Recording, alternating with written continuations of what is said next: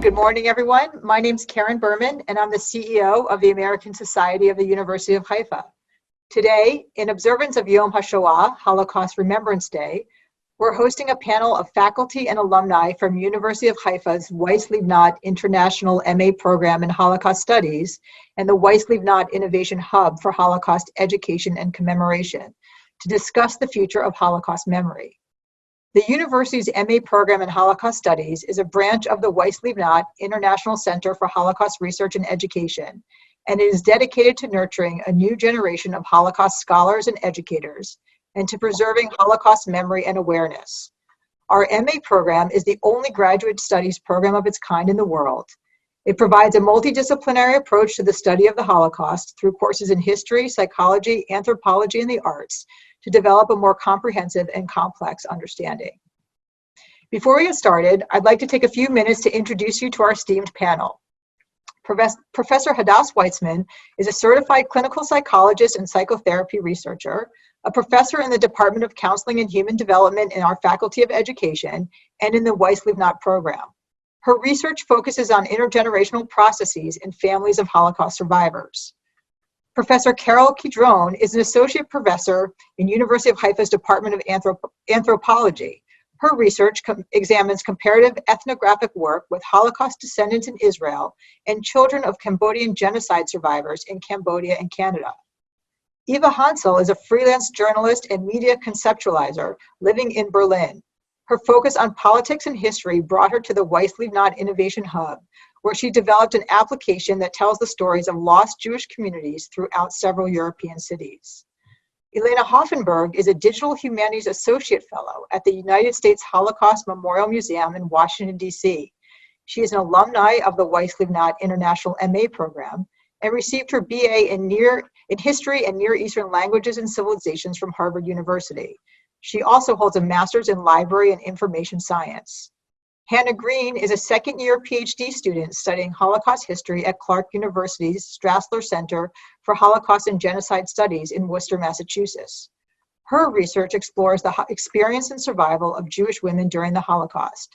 She completed her MA in Holocaust Studies at University of Haifa. So welcome all of you, and thank you for joining us. Before we get into any sort of individual questions on your expertise, I thought it would be good to start the panel with a more general question. This is not our typical Holocaust Remembrance Day. Corona is dominating the news and perhaps makes it even more challenging for us to come together and really memorialize this day and raise awareness about why the Holocaust remains relevant. What messages about both the Holocaust and contemporary anti-Semitism do you think are most resonant and powerful for you right now? And I'll just kind of go around as you are on my screen, so it's in no particular order beyond Zoom, but Professor Kidron, why don't we start with you? And you have to unmute yourself. Okay, thank you. So, I think when the Corona crisis began, the first thing I thought of was that many Jews and Israelis have experienced this sense that we're familiar, unfortunately, historically, with scenarios of crisis. And I expected all of us to appeal to those scenarios and feel that, we are familiar and in some ways anxious, but we can deal with these situations. And I'm getting WhatsApps from people at the university saying, we've survived, we'll survive this. And just at the same time, something very positive, I think. I think there's an enormous amount of mutual assistance. And people aren't staying at home and taking care, only of themselves. You see so many gestures of caring for others that I think is impressive. It's also, for me, a scenario from the Holocaust that many survivors have said that that's what kept them going, this sense of not being alone. So I think those are two scenarios that have come up for me. Thank you. Eva, anything to add or? Yeah, I think the time right now really shows how quickly you yourself can land in a very vulnerable position without even thinking about it 1 week ago. And I think, or I hope that this can really also raise empathy for vulnerable or marginalized people and groups. And this is, I think, very resonant with what we are trying to teach in Holocaust education. Great. Elena? Something I've been thinking about a lot is even as we're experiencing what's happening around us, we're also shaping what stories we're going to be able to tell about this time in a decade, in two generations, in a century. And so for me, I've been thinking a lot about what studying the Holocaust can tell about bringing individual voices to numbers of deaths or numbers of people who perished. That's something that we have really honed, and we honor the individuals without losing sight of the greater scope of this problem.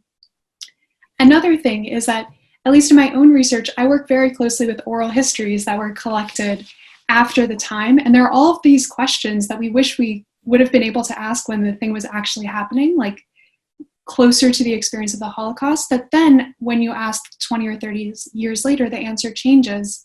And there are lots of lessons from the practice of collecting and giving Holocaust testimony that can be applicable to shaping the narrative that we're able to tell about this time as we collect stories, we collect documents, and really the sense of the drive to collect and to document our experiences as broadly as possible is something that I'm thinking about in this time. Hana? Yeah, I think particularly to Eva's point, it seems that during unprecedented times or moments that feel quite unprecedented, we hearken back to the histories that we know. And for us, that is thinking about the Holocaust and its memory today. And so while coronavirus is dominating the news, I actually think that maybe people are particularly pensive in this moment. There's a lot of time for introspection, and we're kind of starting to take notice of the various cracks in global systems, bureaucratic systems, and really have a chance to think about shared humanity.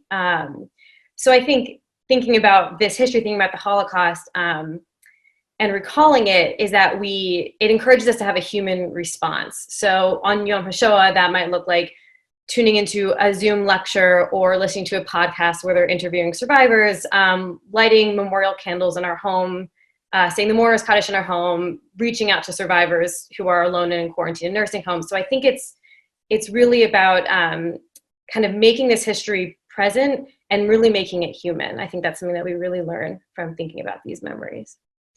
Professor Wiseman. Lots of interesting points. One point that I think connects to almost across is Professor Shlomo Breznitz, who was once rector of University of Haifa and a child survivor of the Holocaust, talked about a Holocaust state of mind. And I think that you can talk about not comparing, but also a coronavirus state of mind. And I think now the two states of mind are meeting in some interesting ways, and some are not so pleasant, like life and death, moral, ethical issues, loneliness, isolation, borders, food, and some are the positive ones, like empathy and altruism and lessons like that. And another point that relates to what Hana said about the way we remember and commemorate Yom HaShoah this year, having Zikaron Basalon, which is a project where you go to living rooms and there used to be a survivor who would be present and you would have a more intimate conversation. This year is going to be in Zoom, and with the slogan, staying home, remembering together. And I think in some ways it's like we're having a rehearsal of how it's going to look like after there will be no more survivors to tell their story, and it's going digital. So I think the younger generation can add more to that later. Can you, I mean, a lot of your work does focus on, you know, families and intergenerational, and could you comment a little bit more about the effect of Holocaust memory on sort of second and third generation survivors, and how these intergenerational processes are playing out in, you know, family dynamics, and I guess particularly now with sometimes digital makes it easier to have these conversations, sometimes it makes it harder, but also in sort of our global Jewish family. Yeah. So basically, I've been studying with my students processes of intergenerational memory of the Holocaust in the family.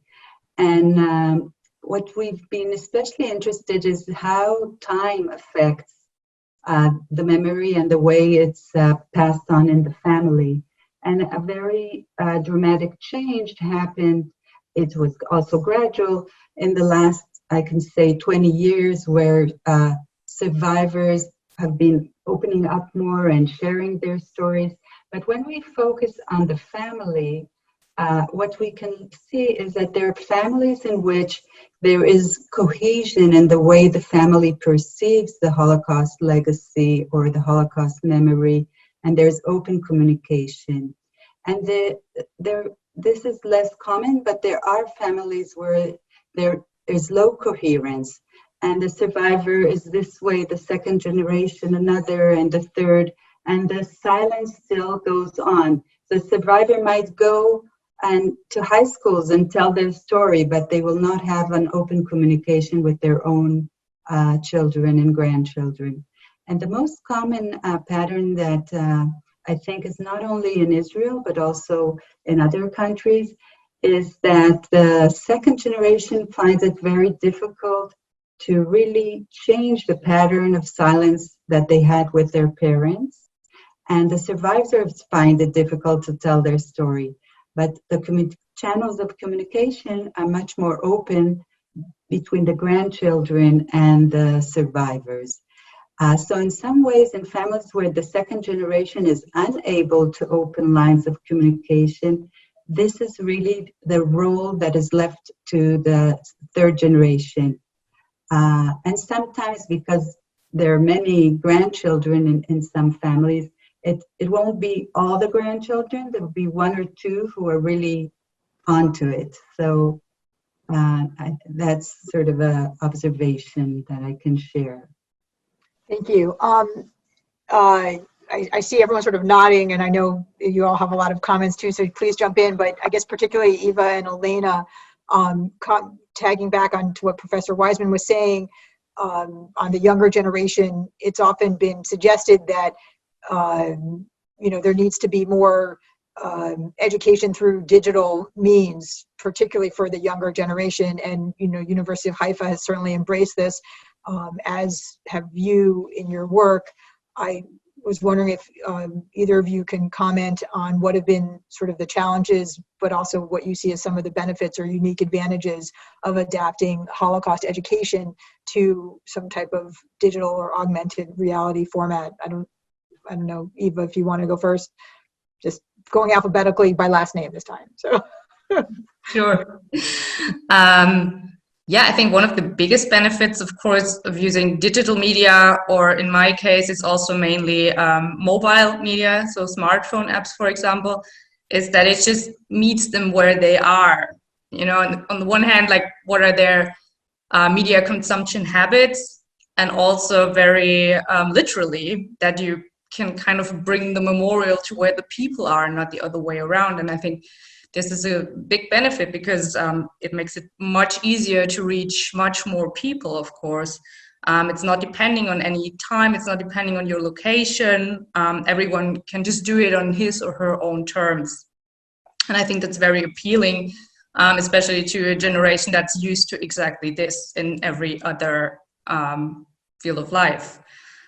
So, I don't know, one of the biggest challenges, I think, is also just the same. It's the logic of the medium, because it works with smaller chunks of content, with just snackable bits, lots of visuals, not a lot of text. You have shorter time spans, you have shorter attention spans, of course, also on the user side, and many distractions. You have a lot of competition because they might sit in their living room, but the TV is on, or they are on a sidewalk in a busy street. So these are all aspects I think you have to take into account while still being or still approaching the topic in an appropriate way. and not to oversimplify it or gamify it, or just that's I think the balance that you somehow have to reach. Elena? It sounds like a fantastic project, and I think my experience with harnessing digital technologies in Holocaust education provides a nice contrast to some of those points that Eva just brought up. So as part of my work at the Holocaust Memorial Museum in Washington, D.C., I was able to participate in a week of testing at the museum of a virtual reality experience that explored the story behind a milk canister in the museum's collection that was the storage place for documents from the Warsaw Ghetto. So Emanuel Ringelblum and a team of other scholars sent out a call to all of the people in the Warsaw Ghetto from ages 8 to 80 to record and then bring the documents. And in the museum exhibit, we just see the milk case, we see a couple of documents reproduced. The virtual reality experience dove into the story of Emanuel Ringelblum. So when someone put on the virtual reality headset, they saw a version of the milk can, but then they were transported to Emanuel Ringelblum's office, which had been recreated working in collaboration with educators and historians at the museum. There were artifacts from the archive itself that you could sort of pick up and view, and when you picked up a letter in Polish, you could listen to it in English translation. And then the final scene put the individual in the landscape of the Warsaw Ghetto after it had been liquidated. And the audio track was a passage from Rochel Auerbach's diary talking about the abandoned things and sort of the experience of being there. What we found when testing this with visitors to the museum was that they were immersed. They were curious. They were really interested in what they were experiencing. And they were spending more time thinking about this one object through this avenue than they had when they walked right past it in the museum's exhibit. So there are still lots of things left to be explored about how to do this ethically, how to elevate voices from history without taking them out of context entirely. And really what I loved was that this became the start of a conversation. So when someone took off the headset, they didn't just run off on their day, but they stopped to talk with us on staff at the museum, with the people they had come to the museum with. And it was really a spark for further conversation and further curiosity, which I think is the real potential of digital technologies in Holocaust education. Thank you. Professor Kidron, can you tell us a little bit about how not just the commemoration, but how we're preserving memory and using some of these very, cutting edge tools, I guess, I'm not sure if that's the right word, but how we're using that to commemorate and understand the Holocaust, how that translates to, Cambodia and other genocides, and also are there particular things that you're learning from, the Cambodian genocide or more recent tragedies that we can apply to some of the work that's being done with Holocaust memory as, the pool of survivors is shrinking? Right. So, it's very important to keep in mind this ethical challenge of how to globalize the Holocaust blueprint, which is a very culturally particular experience, and not only culturally particular because of Jewish experience during the Holocaust, but also because many of the people who have commemorated the Holocaust for many years, who created the blueprint, were coming from a very particular cultural perspective. So I think in the last 10, 15 years, we've become conscious of cultural difference and the importance of cultural competency and commemoration. But at the same time, I would say that when you look at places like former Yugoslavia, where there might be commonality throughout Europe with Israeli perspectives and Jewish perspectives, some commonality. When you look at places like Cambodia, it becomes far more problematic, because we're speaking not only about a place that is not Judeo-Christian. Asia with Buddhist perspectives on memory and time is very, very different. And then there are the political challenges where nation states that are post-genocide have not all become democratic, and that, you know, genocide blueprints can be used not only to commemorate, but also to create a global acknowledgement of suffering and to bring in funding. So this is abuse of Holocaust commemorative blueprints by nation states and governments, which we have to be conscious of. So I think that the lesson of what I'm saying and what I've seen in Cambodia is that memory scholars and brokers, professionals who go to Cambodia or Rwanda to help teach Holocaust pedagogy have to be extremely sensitive to political history, cultural difference, and not feel that our expertise are always applicable. But at the same time, to your second question, which I think is so interesting, you know, we Holocaust scholars around the world have, you know, reached a point where we're very confident about what we feel is the right way to commemorate and to teach Holocaust pedagogy. But at the same time, my experience in Cambodia has taught me that Cambodian difference and diversity in the way in which, for example, they want to look forward and teach moral lessons more than actually to document history or to speak ceremonially about the past, or to hear testimonial witnessing in the way we do. They resist this. They want to teach the moral messages and move forward and show their strength based on those moral messages. So this has made me a bit critical, I have to say, about the way we sometimes use and abuse ourselves documentation to create moral messages that may not work. I think we've already heard this in this panel, that may not work for all of the diverse citizens in our countries who feel some of the messages are either offensive or sensitive to them based on their own histories. So I think, you know, this creates a kind of more modest and humble kind of perspective for some of us when we go to places where they do memory differently. Thank you. Hana, speaking of going to places, you had an internship at the Virginia Holocaust Museum, which we're big fans of, which really came, it's kind of a middle point between your academic career. So it's a very different, it was a very sort of practical, hands-on education experience with a population, the majority of which was not even familiar with the Holocaust, let alone our modern day commemoration of it and Jewish society. So how does that kind of impact your thinking, particularly coming in between your sort of MA experience and now your PhD? Yeah, so my internship with the Holocaust Museum was really formative for my future of entering this field more broadly.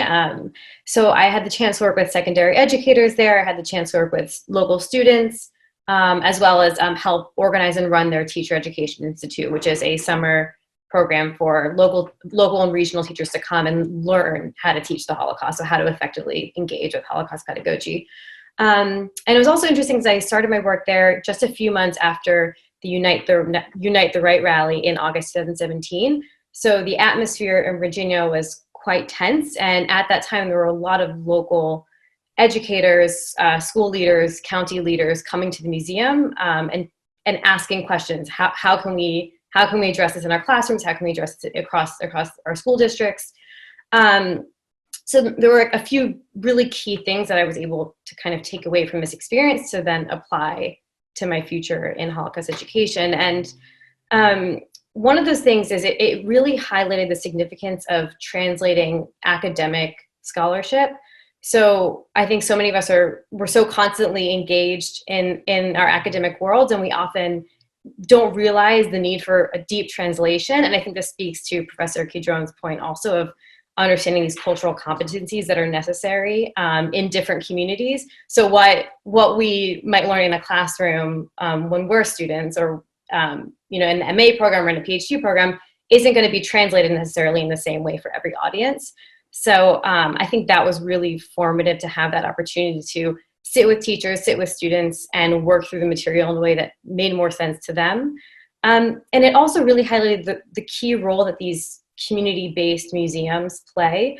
So this museum has quite a far reach in its region, but it's really one of the only institutions of its kind. So like I mentioned before, so many different people from the community are coming to the museum, as it's sometimes the only resource for how to address these kinds of issues.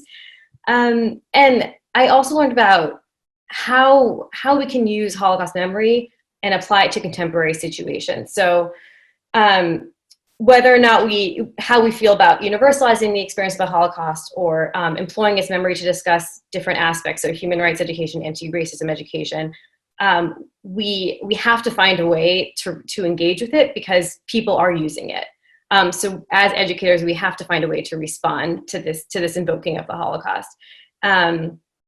So I think that working hands-on with this local community was really, really formative in that way. And it really just demonstrated how crucial Holocaust education and its scope can be really on the ground. So it was quite a grounding experience. You mentioned the Charlottesville, 2017, which is amazing that it's almost 3 years in the past. And, every year we have Yom HaShoah, and every year we're constantly saying never again. And yet the number of incidents since Charlottesville, I could look up the number, but I imagine it's remained constant in the last couple years. I guess I'm going to sort of open this to all of you. I can go around, if anyone wants to start, they can raise their hand. But I mean, what do you, as sort of scholars and those we're looking to help us, keep this memory and really reflect on, what this says, what are the moral and practical lessons? What, when you look back on, events like this, or even just the past year, we'll say pre-corona, what do you, what does it say about, Holocaust education, or not that we're not doing our job, but what should we be doing? And how do we emphasize the need more than we are? What can we be doing? I mean, or is that not the point? Maybe I'm making an assumption that's not true, but how do we kind of rectify all these things going on? So I don't know. Professor Wiseman, you want to go first? No, I actually connected more to the question you're raising. Right. Is this really related? Will Holocaust education reduce, sort of the assumption as if Holocaust education will reduce acts of violence against Jews or anti-Semitism?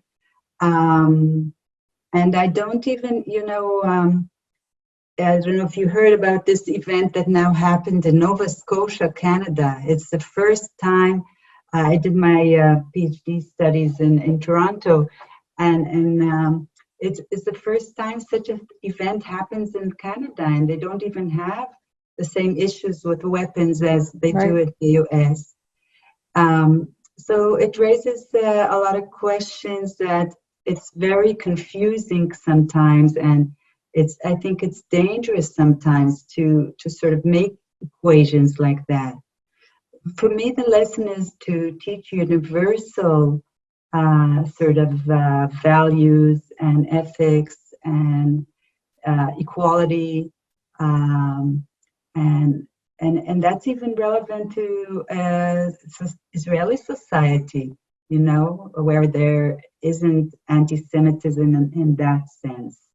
I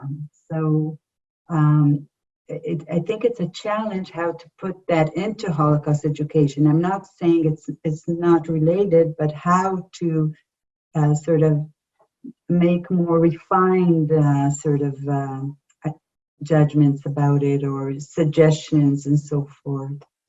So that's a big challenge. Thank you, Karen, for raising Okay. that. Does anyone else want to, Professor Kidron? Yeah, I totally agree with Hadass. I'm not terribly optimistic about, how we can solve issues of racism and social suffering, anti-Semitism.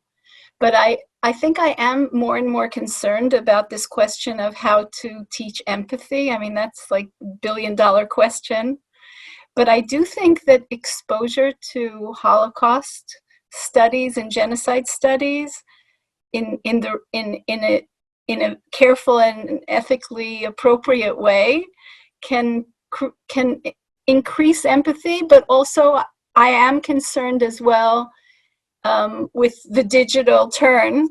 How, and everyone has raised this, so there's no answer, but how we can maintain the interaction that's more somatic, personal, embodied with others. It could be a survivor, it could be a second-generation descendant, a third-generation descendant, it could be a victim of racism, to have a dialogue that's, a human being sitting with me, or a Zoom conversation rather than a digital experience that's passive so that I can shut off the screen.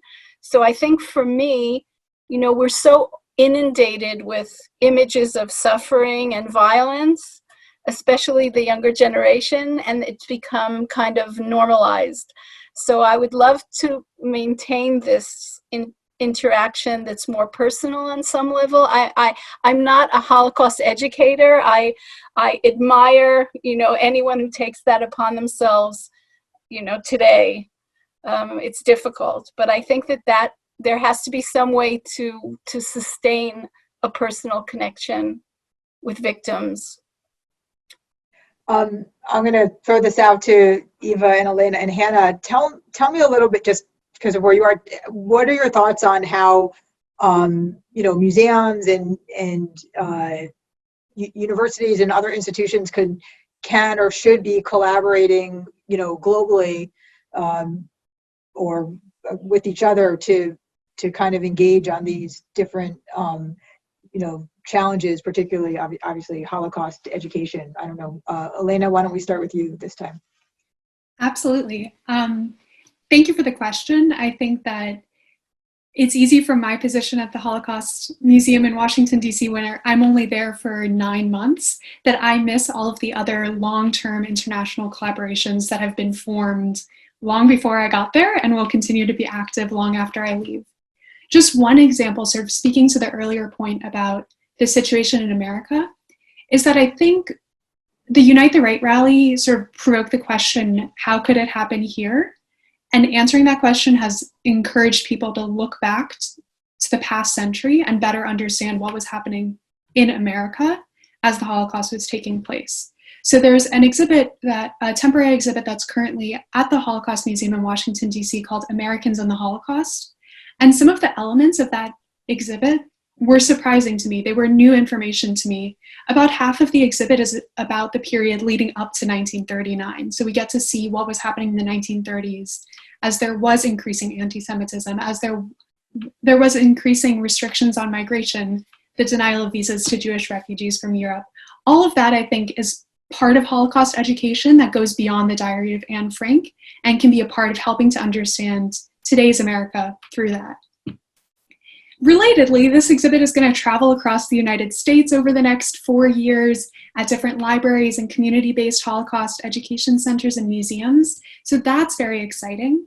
The question is still out for what that means in terms of collaboration with institutions in Israel.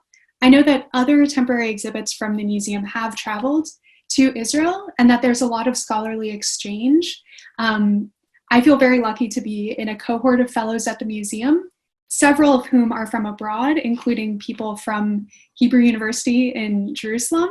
And it's been really exciting to get a sense of the international academic world that's out there that is happening in research centers like the museum here and like the Weiss-Livnat Center. Great. Eva, what do you think about the cooperation and the work that you've been doing in the Innovation Hub? Yeah, exactly. was what I was thinking about, that I think it was so fruitful and valuable for all of us that we had a very international group. So we were 7 women from all over the world. And I think, this was one of the biggest benefits, was really to see what I think is normal, for example, might not be normal in another part of the world, or just to see how different commemoration and memory and the whole culture can be, especially for someone from Germany, I think. This was definitely very eye-opening, and I think put a lot of things in perspective also for all of us. Hannah? So, I mean, to your question, one way is encouraging conversations like this. So, I mean, even just taking the step to take the time to create opportunities to discuss it, because it is going to unfold differently in different contexts and in different places, and in different groups with different people. So I think it's, it really is the $1 million question of how we go about doing this. But I mean, I think sponsoring experimental projects, so things like the Innovation Hub, I think are really at the forefront of what this, how we go about best answering this question. Organizing joint conferences and seminars, bringing really diverse groups of people together and trying to get diversity in the field itself. So I think it's about kind of reaching more broadly and trying to answer this question, not just amongst ourselves, but to open it up to a wider audience. Great. Professor Wiseman, go ahead. I just wanted to say that as someone who teaches in the program, it's very, very exciting to teach an international group. And, this year we even have a student who's from Rwanda, we have from Colombia, in South America, from India, we've had from Korea, and of course from the US and Israelis. And it's, I'm not an anthropologist, but as a psychologist also, it's very, very interesting. And in some ways, it also brings the commonality of, like, in terms of families and processes within families that aren't related to the Holocaust, but are related to other kinds of trauma or just personal memories in the family. But it also, like you say, the diversity is very intellectually stimulating, but also a very strong message to the students. And for me, it's very exciting to see this mix between the students. That brings up an interesting question I have for you and for Professor Kidron. Have you seen in your time as a professor and being involved in this topic a big change in the or even not big, but a gradual shift in the students who are entering the field, either where they're coming from or why they're getting involved, and if so, what do you make of that, or what are your thoughts? So I'll start with you because you're not muted yet, and then we'll go to Professor Kidron. That's actually a very interesting research question for Yael and Professor Ari Kochavi, Yael Granot-Bein and Professor Ari Kochavi. But I think actually many of the teachers in the program are historians, so right. Of course that's missing here, and also the whole. And this is an important feature of the program, that it's interdisciplinary, and also in the arts, like it's a very, we didn't talk about it, but movies and all the fine arts and fine arts and all that is, and we've had projects around that as well. So I guess what I feel is that the students who are coming to the program, they seem to be increasingly more committed to Holocaust education worldwide. They come out of personal curiosity, all kinds of different backgrounds, but I feel that a growing commitment. to make a difference in the world through that. So for me, it's very exciting to hear Hana and Eva and Elena. Okay. And I wasn't looking for like a statistical study. Yeah, but yes, we can leave that to the experts. And again, Professor Kidron, just even anecdotally, if you've seen, any differences in the field or, related research. Yeah. I think it's very interesting. The students have more expertise than they did the first few years. So they're coming in with a lot of background, personal background. In the beginning, we had a lot of students who were second generation or third generation. And we had students who had experiences that were, in some cases, their own personal traumas, and they related personally. Now we have a lot of students who are coming from fields in history or genocide studies who really see Haifa and the program as a great place in which not only to, I think, get an amazing education, but also to meet other people who are, as committed. So that's changed. But I also feel that there's a lot more creativity.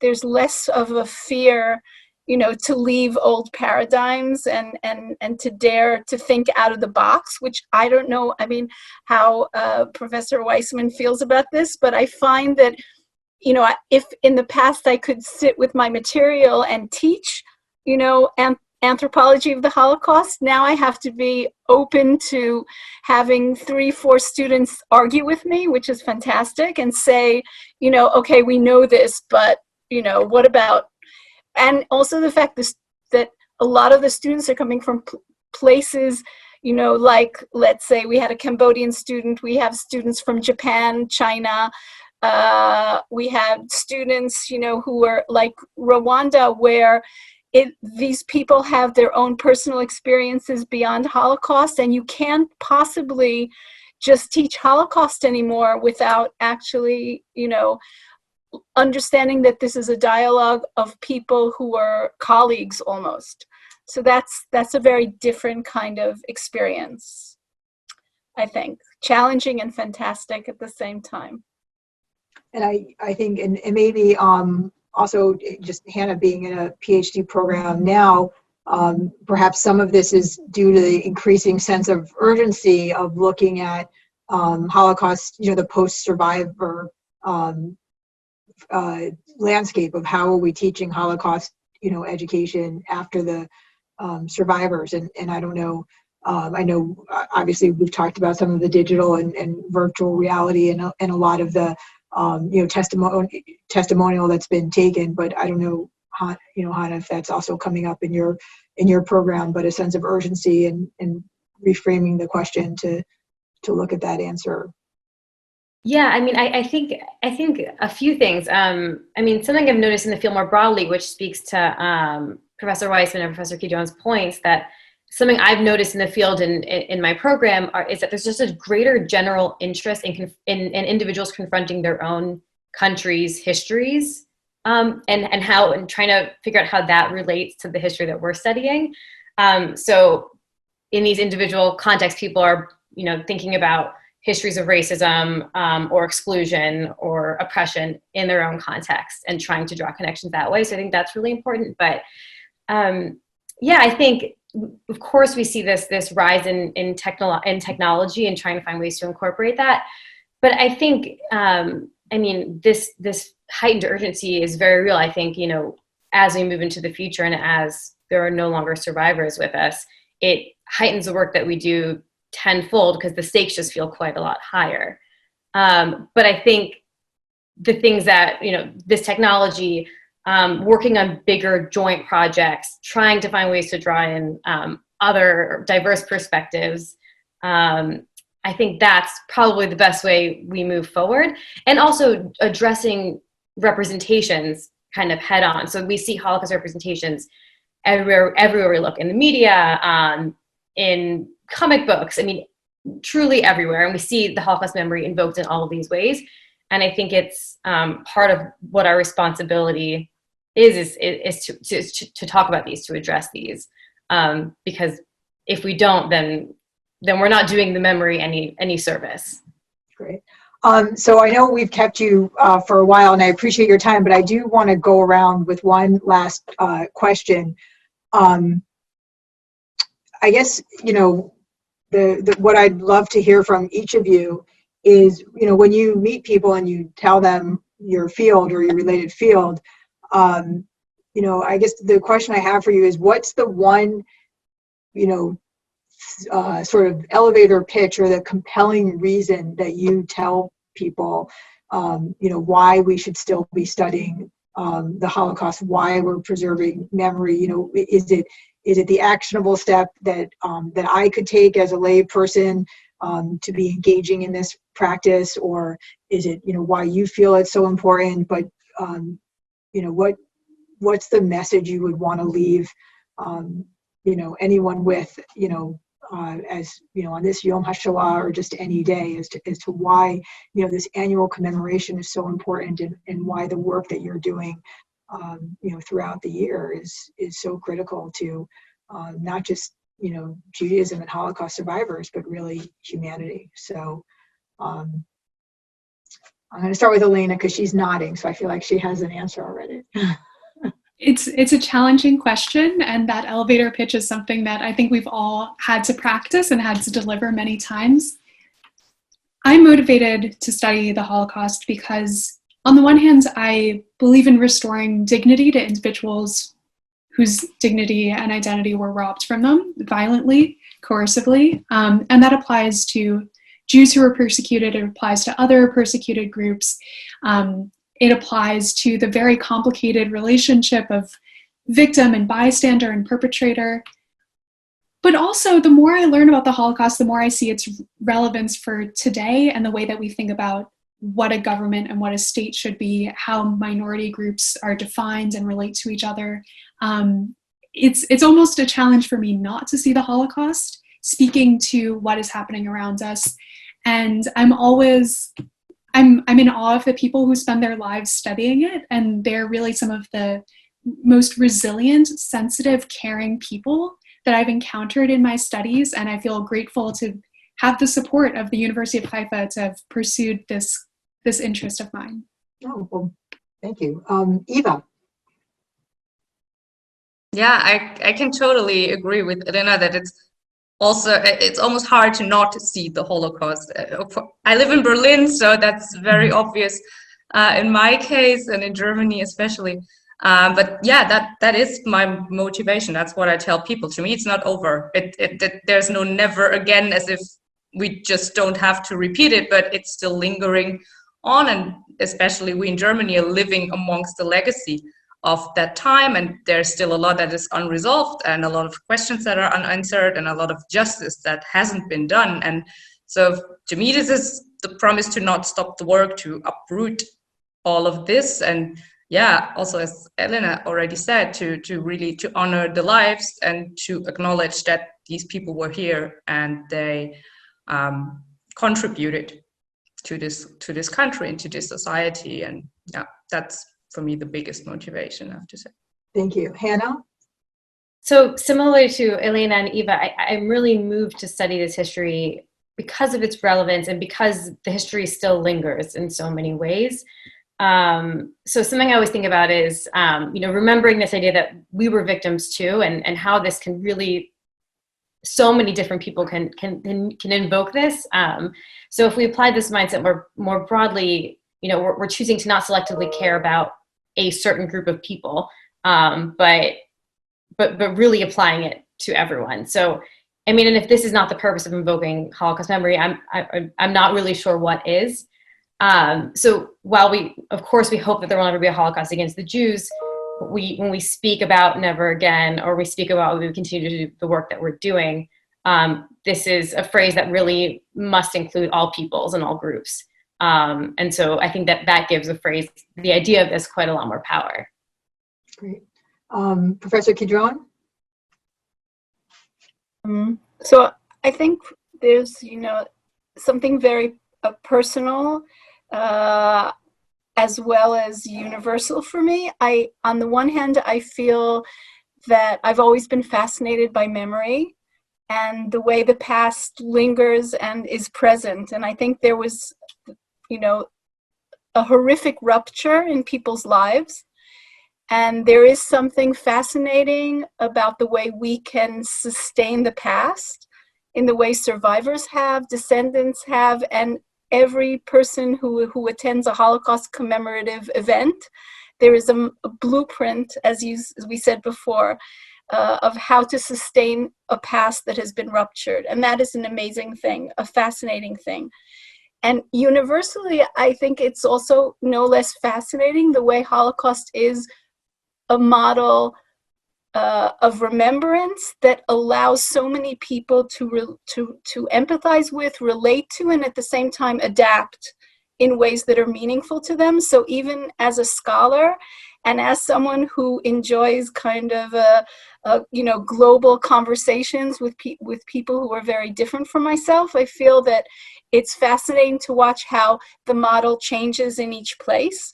So there is this universal language. So I think that for me, I say to people that I don't see Holocaust as something, you know, morbid and terrible and difficult to study and to work with and to examine every day of my life. I see it as something unbelievably fascinating and enriching. So I think that that's my pitch.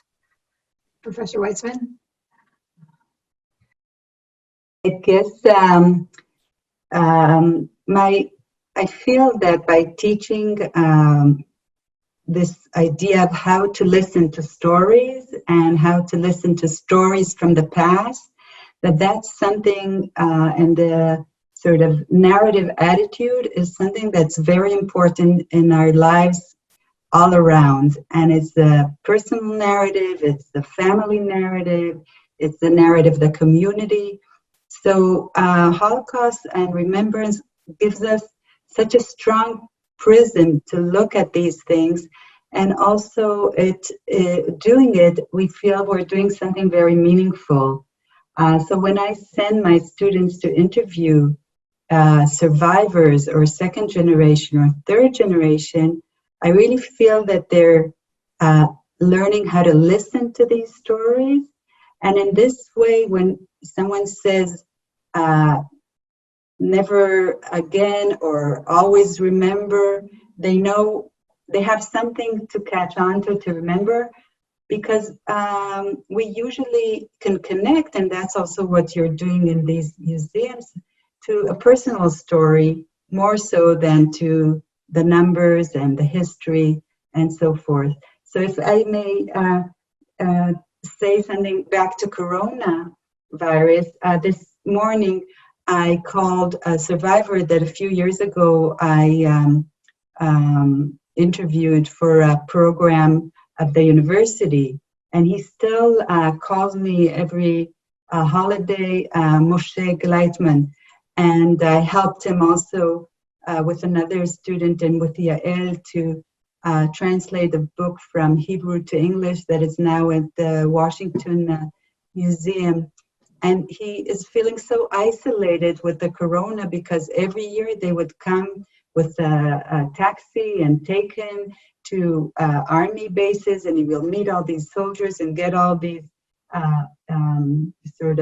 certificates thanking him. And this year he's at home, but he will do something by Zoom. So I think it teaches about human spirit, about connection, how much relationships and connections between people are so very important. Great. Well, thank you all very much. I can't thank you enough for sharing your time and your expertise. Your insights encourage us to think so much more deeply about the importance of continuing to educate and preserve the memory. And as always, I'm so inspired when I have the opportunity to impact with any of you. It's no secret that I think our program is one of, truly the jewels that University of Haifa has to offer. The work we're doing is so important. If anyone out there has any more questions for our panelists or anyone at the program, they can certainly email us at asuh.org or info@asuh.org. And You can also go to our website. There's more information on the program itself. And also, if you'd like to support the Weiss-Livnat International Center for Holocaust Research, we would love to have your support, and there's information there as well. Thank you very much, and we look forward to being back in touch soon.